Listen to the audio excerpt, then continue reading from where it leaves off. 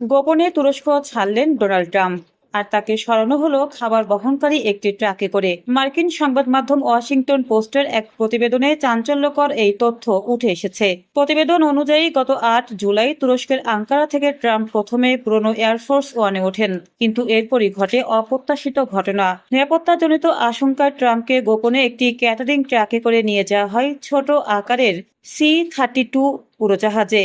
সেই বিমানেই তাকে যুক্তরাজ্যে নিয়ে যাওয়া হয়। সবচেয়ে চাঞ্চল্যকর বিষয় হলো, তখন সংবাদ মাধ্যম ও কয়েকজন কর্মকর্তাকে এমন ধারণা দেওয়া হয়েছিল যে ট্রাম্প এখনও এয়ারফোর্স ওয়ানে আছেন।